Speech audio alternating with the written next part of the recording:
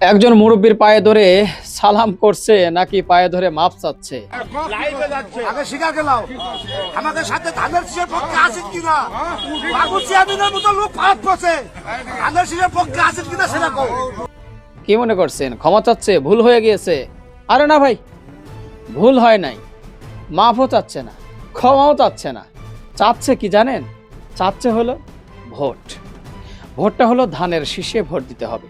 যতক্ষণ ওয়াদা না করবেন চাচা, পাও ছাড়তে পারবো না। বিএনপি ছাড়া এই মুহূর্তে বাংলাদেশকে সঠিকভাবে পরিচালনা করতে পারে অভিজ্ঞতা সম্পন্ন এরকম কোন রাজনৈতিক দল নেই।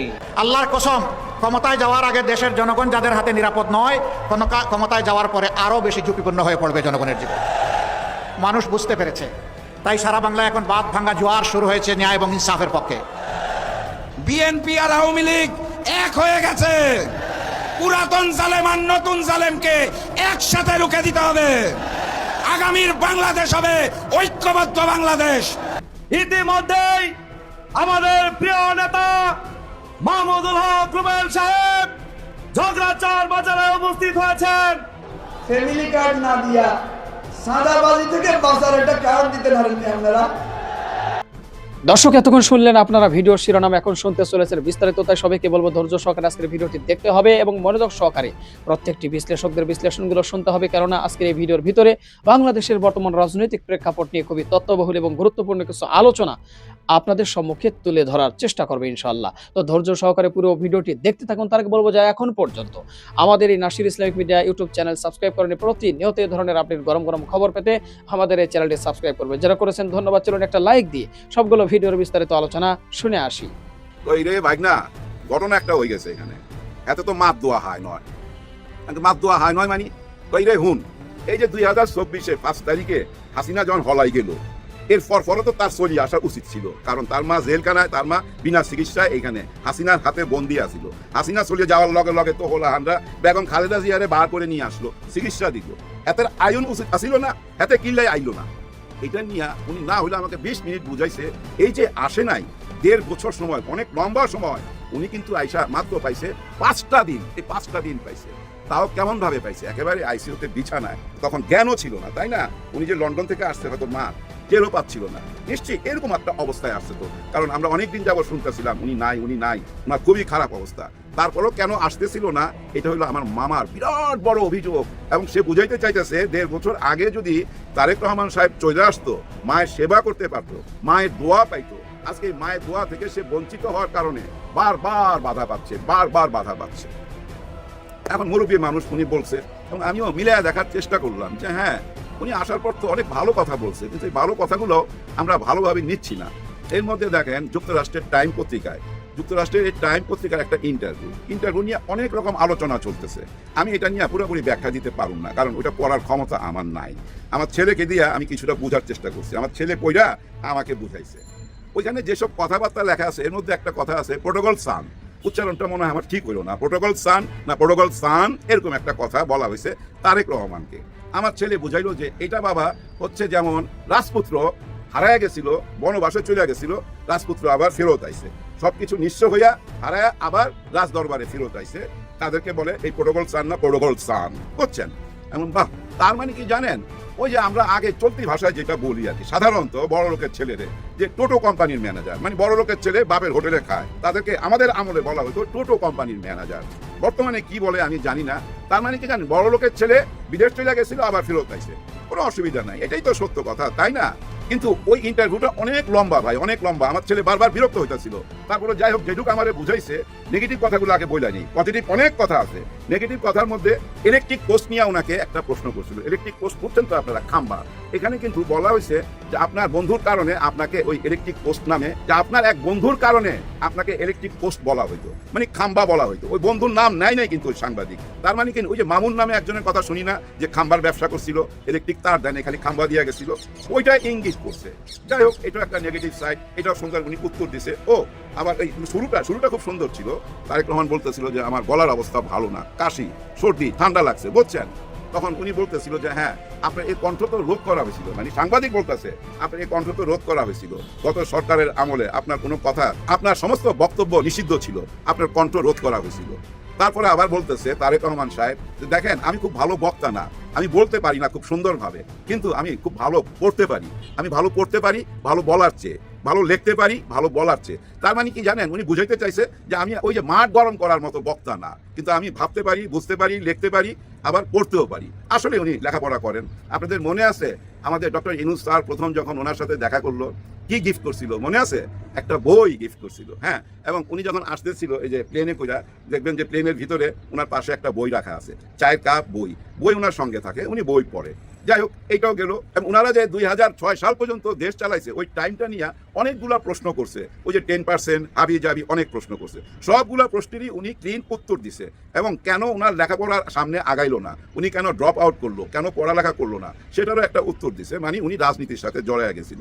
আর বাকি কথাগুলোর এইভাবে উত্তর দিছে যে ওইগুলো ওনার হাতে ছিল না। অনেক কিছু এখানে প্রোপাগান্ডা, কিন্তু উনি নতুন করে ভাবতে চায় এই দেশটাকে নিয়ে, এবং নতুন একটা স্বপ্ন দেখছে। আর ওই স্বপ্নটা ওই সাংবাদিকের সাথে শেয়ার করছে। এবং সেটা কি একটা নতুন দেশ গড়া, এই যে যেমন ফ্যামিলি কার্ড দেওয়া, এই কৃষক কার্ড দেওয়া, এবং মানুষের ঘরে ঘরে চিকিৎসা পৌঁছায় দেওয়া, শিল্প কারখানা করা, অনেক রকম স্বপ্ন তুলে ধরছে। একটা ইন্টারভিউতে যেমন হওয়ার কথা তেমন হয়েছে। কিন্তু বর্তমানে আলোচনাটা হইতেছে কি ওই খাম্বা নিয়া, ওই উনার অতীত নিয়ে। এটা হবেই, কারণ কি জানেন, উনিও অতীত টান দিছিল। এই আয়সা টান দেওয়াটা ঠিক হয় নাই। ওইখান থেকে যেটা টান দিছিল, ওইখান থেকে যেভাবে বলছিল মৌলবাদীর উত্থান এবং 71-এর দিকে যেভাবে আঙুল তুলছিল, ওই পর্যন্ত ঠিক আছিল। আচ্ছা ঠিক আছে, এটা হয়ে গেছে। কেউ কিন্তু খুব বড় বেশি আলোচনা করে নাই। আলোচনাটা কখন হইলো, উনি যখন ঢাকায় আইসা ঢাকার মাটিতে দাঁড়ায়া আবার ওইদিকে আঙুল তুললো, মানে 71-এর দিকে, তখনই কিন্তু ঝাঁপায়া পড়লো। কারণ কি জানেন, আপনি তো মৌমাছির গায়ে ঢিল মারছেন। হ্যাঁ ভাই, আপনি একটা ইট নিয়ে যদি একটা কুকুরকে মারেন, দেখবেন ওই কুকুর ঘেউ ঘেউ করতে করতে পালায়া যাবে। আবার সেম ইটটা যদি আপনি একটা মৌমাছির চাকের মধ্যে মারেন, তখন আপনাকেই পালাইতে হবে তো, তাই না ভাই? এখন ওই মৌমাছির মধ্যে মারাতে দেখেন ওনার সমস্ত অতীত চলে আসতেছে। এই যে যুক্তরাষ্ট্রের টাইম পত্রিকায় অনেক পজিটিভ সাইড আছে, কিন্তু ওই পজিটিভ সাইড নিয়ে আলোচনা হচ্ছে না। ওই যে 3-4টা নেগেটিভ সাইড, খাম্বা, প্রটোকল সান, আবার ওই যে লেখাপড়া ড্রপ করলো কেন, হাবি জাবি, হাওয়া ভবন, এগুলা নিয়ে এই 4-5টা ব্যাপার সামনে তুলে আনছে। কিন্তু অনেক পজিটিভ কথাও আছে, সেগুলা সামনে আসতেছে না। কেন আসতেছে না? কারণ শেখ হাসিনার সেই বুলিটা ওনার মুখ থেকে শোনার পর পুরা দেশের মানুষই হতাশ হয়েছে। আমি তো মনে করি বিএনপির মধ্যেও অনেক ভাই ব্রাদার হতাশ হয়েছে। যদি হতাশ না হবে তারা দল ছেড়ে আসলো কেন? যদি হতাশ না হবে তারা বিদ্রোহী প্রার্থী হইলো কেন? বিদ্রোহী প্রার্থী 1-2 জন না ভাই, 90 জনের উপরে বিদ্রোহী প্রার্থী। সামাল দেওয়া বিরাট ব্যাপার, তো সামাল দেওয়া যাবে না। এই বিদ্রোহী প্রার্থীদের ভাই বহু রকম যুক্তি আছে। বিশেষ করে আমি একজনের কথা বলি, যেমন রুমিন ফারহানা। দেখেন, যে যেভাবেই আপনারা সমালোচনা করেন না কেন, কোনো আপত্তি নাই আমার, কিন্তু একটা সত্যি কথা তো বলতে হবে। গত 15-16 বছর টকশোতে আর কাউকে দেখছেন এমনভাবে প্রতিবাদ করতে এবং সংসদে দাঁড়ায়া অবৈধ সরকার বলতে কাউকে দেখছেন? দেখেন নাই। উনি কিন্তু বলতো, কিন্তু উনি কেন জায়গা পেল না? কারণ কি? এর পিছনে ভাই অনেক বড় একটা স্টোরি আছে, ওইটা নিয়ে আরেকদিন আলোচনা করা যাবে। কিন্তু ওনাকে না দেওয়াতে অনেকে মনক্ষুণ্ণ হয়েছে ওনার এলাকার। ঠিক তেমনি এই 90টা আসনের দিকে তাকান, 90 না 92টা মনে হয়, এই বিদ্রোহী আসনগুলোর দিকে তাকান, যারা বিদ্রোহ করছে, যারা স্বতন্ত্র প্রার্থী হয়েছে, এই আসনগুলোর দিকে তাকান। জুলুমের শিকার হয়েছে, জেল হয়েছে, এবং এদের নামে অনেক মামলা আছে। এরা ঘরে ঠিকমতো থাকতে পারতো না। এদেরকে কেন বঞ্চিত করা হইলো? এদেরকে বঞ্চিত কইরা দেখেন, ঋণ খেলাপিরা যখন ইন করে তখন ওই দলটা নিয়ে বিরাট প্রশ্ন উঠে না? উনার দলের ভিতরের লোকের ভিতরই তো প্রশ্ন, বাইরের দলের কথা বাদ দেন, আমাদের কথা বাদ দেন। ওনার যে নিজের বিএনপি যারা করে তারাই তো প্রশ্ন তুলতেছে, তারাই তো আঙ্গুল তুলতেছে, তাই না? এখন ঘরের ভিতরে এরকম একটা অশান্তি নিয়ে আর 12 দিন পর নির্বাচন, সেই নির্বাচনে সুফল কতটা বয়ে আনবে আপনারাই ভালো বলতে পারবেন।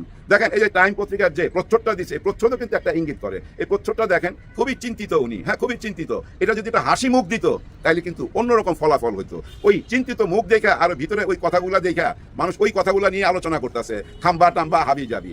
কিন্তু উনি যে আরো সুন্দর সুন্দর কিছু কথা বলছে দেশ গঠন করার জন্য, দেশ নিয়ে উনি কি ভাবে, কি স্বপ্ন দেখে, ওইটা আলোচনার মধ্যে নাই। আসলে হয়েছে কি জানেন, প্রত্যেকটা জায়গায় বাধা কেন আসতেছে? আমার ওই মামার কথা মনে পড়তেছে আমার, যার জন্য বলছি আপনাদের সঙ্গে শেয়ার করব। উনি যদি 15 মাস 16 মাস আগে আইসা ওনার মায়ের সেবা করতেন, তাহলে না আমি মনে করি অনেক বড় একটা দোয়া পাওয়া যেত। আর সবচেয়ে বড় দোয়াটা কি থাকতো জানেন? ওনার মা যখন থাকতো তখন কিন্তু উনি যে কথাটাই বলতো ওইটাই পজিটিভ হয়ে যেত। কারণ কি জানেন, উনি হলো মেইন চেয়ারম্যান, আর উনি হচ্ছে ভারপ্রাপ্ত চেয়ারম্যান, মানে তারেক জিয়া ভারপ্রাপ্ত চেয়ারম্যান। আসলকে বেগম খালেদা জিয়া সুস্থ থাকুক অসুস্থ থাকুক যেভাবেই থাকুক, ওনাকেই তো সবাই মাইনা নিছে না ভাই?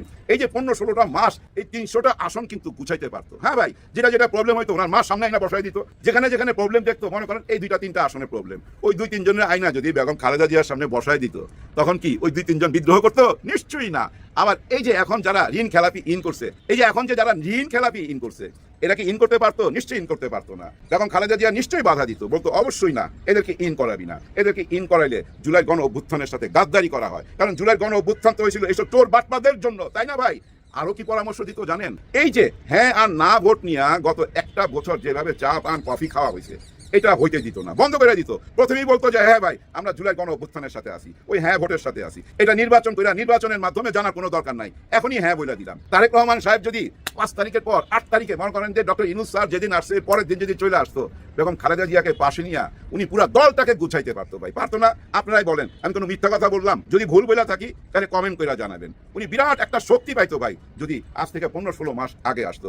উনি এমন একটা টাইমে আসছে আর সময় পাই নাই। ওই যে আমার মামা প্রথমে বললো তারেক রহমান সাহেব যদি চলে আসতো আজ থেকে 15-16 মাস আগে, মার কিছুটা হইলো সেবা করতে পারতো, আর সে দোয়াতে আজকা উনি পাশ হয়ে যাইতো। এটা আমার মামার চিন্তা ভাবনা। আমার মামা বলতেছে মায়ের দোয়াটা যদি নিতে পারতো সরাসরি সেবা কইরা, তাহলে উনি আজকে এই দেশের প্রধানমন্ত্রী হয়ে যাইতো। আমার মামার মতো মানুষকে আরো আছে না এই বাংলাদেশে, প্রচুর আছে, তারা এই ভাবনাটাই ভাবতেছে। কিন্তু সময় তো কারোর জন্য অপেক্ষা করে না। ঘড়ির কাঁটা বাম দিক থেকে ডান দিকে ঘুরতেছে, তো ঘুরতেছেই। ঘড়ির কাঁটা যদি থেমেও যায়, ব্যাটারি না থাকলে যদি থেমেও যায়, ওই থামা ঘড়ির কাঁটাও কিন্তু একটা সময় জানায়। তার মানে বন্ধ ঘড়িও কিন্তু একটা টাইম বইলা যায়। আর ওই বন্ধ ঘড়ির টাইমের মধ্যে কি আমরা আটকে গেছি, না আমরা চলন্ত ঘড়ির মতো আছি, এইটা বোঝা যাবে 12 তারিখে। হ্যাঁ ভাই, এই ফেব্রুয়ারি মাসের 12 তারিখে। অনেককেই বলতে শুনছি 5 বছরের আগে নির্বাচন হবে না, 10 বছরের আগে নির্বাচন হবে না, এই ডক্টর ইউনূসের মতলব ভালো না, এই নির্বাচন দিবে না। নির্বাচন দিয়ে দিল। এখন বলতেছে নির্বাচনটা কি হবে কি হবে না এখনো সন্দেহ। এই সন্দেহ থাকবে 11 তারিখ রাত পর্যন্ত, 12 তারিখও থাকবে। যখনই ফলাফল ঘোষণা হয়ে যাবে তখন আমাদের মনে শান্তি আসবে। দর্শক, আশা করি সবগুলো ভিডিও দেখেছেন এবং বিস্তারিত আলোচনা শুনেছেন। তো অবশ্যই এবার আপনাদের মূল্যবান মতামত জানিয়ে দিবেন, পারলে ভিডিওটি শেয়ার করে সবাই দেখার সুযোগ করে দিবেন। আর আমাদের এই চ্যানেলে এখনো যারা সাবস্ক্রাইব করেনি, প্রতিনিয়ত এই ধরনের আপডেট গরম গরম খবর পেতে আমাদের এই চ্যানেলটি সাবস্ক্রাইব করে আমাদের সাথে থাকবেন। যারা ইতিমধ্যে সাবস্ক্রাইব করেছেন সবাইকে ধন্যবাদ জানিয়ে আজকের মতো এখানেই বিদায় নিচ্ছি। দেখা হবে নতুন কোনো ভিডিওতে। সে পর্যন্ত সবাই ভালো থাকবেন, সুস্থ থাকবেন। আল্লাহ হাফেজ।